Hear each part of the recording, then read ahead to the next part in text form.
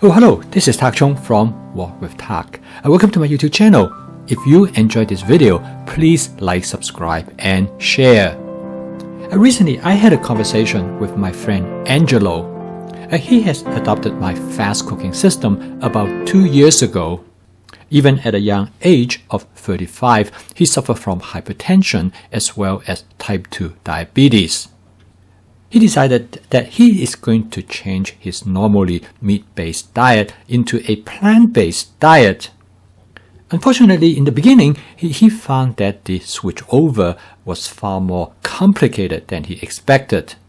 He has 2 young sons, which is between the age of 6 and 9. Like most children, they do not have much experience eating vegetables, and their diet up to this point almost entirely meat-based. This is a video of a good example how Angelo make the adjustment so that the dish is suitable for him but also enjoyed by his children. So he created this edamame and cauliflower fried rice with a small amount of Polish sausage. And he also used a smaller portion of rice. Yes, this fried rice might not be exactly how he would like it. And if it is up to him, he would definitely ditch the Polish sausage. And I think Angelo is perfectly correct. Don't let the perfect be the enemy of the good. In this case, it is much better for his family to eat a home-cooked meal that everyone will be able to enjoy.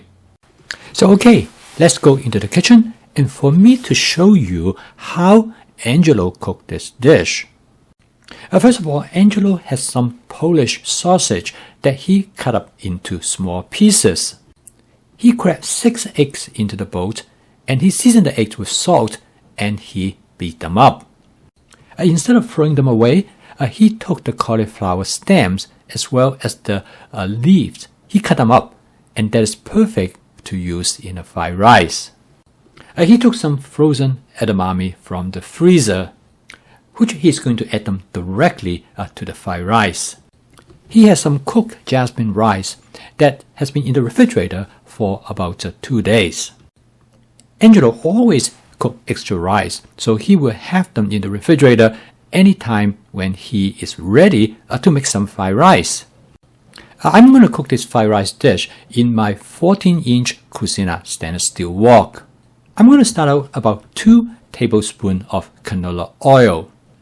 I try to use as little cooking oil as possible, and I know I always could add more if I need some more oil. So my position is that I'm going to be conservative in the beginning.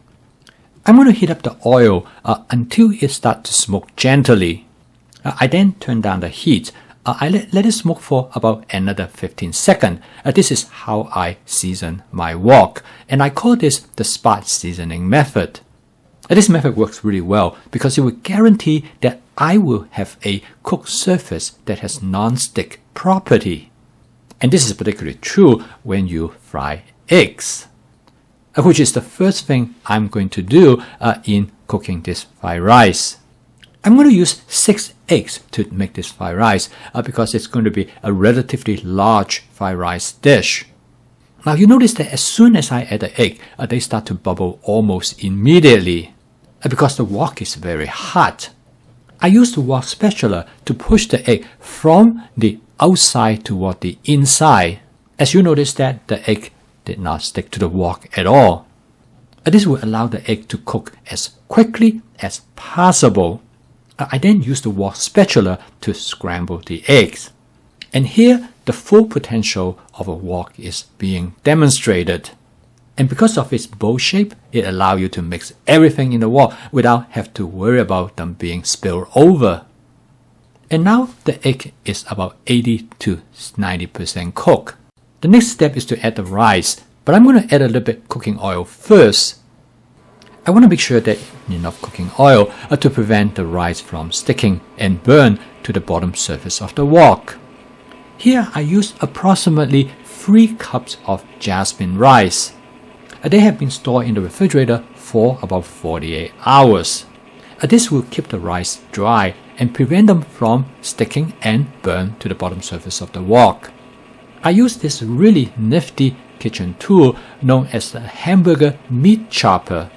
It is normally designed for breaking up hamburger meat when you make a chili, but it turned out to be excellent for making fried rice. If you make fried rice often, you definitely need to have this tool. And next, I add 3 cups of cauliflower stems and leaves. This is the part of the cauliflower I used to discard them, but I find that by chopping them up, they are perfect for making fried rice. You can take a look at this video how I prep them. And next, I add 1 cup of edamame that I took directly out from the freezer. The edamame are already cooked, so all I need to do is to warm them up. And I can do that very efficiently in the wok. I stir fry the contents in the wok for about 3 minutes to make sure that everything is properly cooked.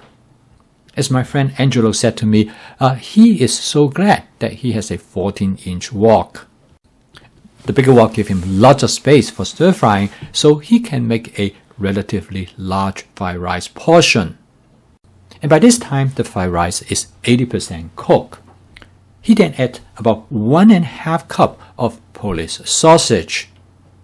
He used the Polish sausage mainly as a condiment, even though it is in a relatively small amount, but it makes his children happy and accept the fried rice dish. The Polish sausage is already cooked, so all he needs to do is to warm them up to the temperature of the dish. This dish is going to already have some great natural flavor that comes from the cauliflower and the edamame. And furthermore, the egg as well as the Polish sausage will bring in some flavor as well. After a quick taste test, I decided I need a little bit more salt. Also, I'm going to add some freshly ground black pepper. Of course, there are many different ways for you to season this fried rice dish. And each time I season my fried rice slightly differently. And in this case, I'm going to try something different. I'm also going to add about 1 teaspoon of chili pepper flakes. With this amount, I know that I actually will not make the fried rice spicy. Instead, the hot chili pepper flakes will elicit some of the natural flavor from the ingredients. This will make the fried rice dish has more complex flavor and hence make them more interesting. After did another quick taste test, I decided I would like to add a little bit more salt. I really enjoy this part of cooking, and I call it flavor chasing. This continuing adjustment is a lot of fun. It really helped me to learn the type of flavor that I love and enjoy. At the same time, it really helped me to appreciate how different food ingredients interact with each other to create distinct flavors.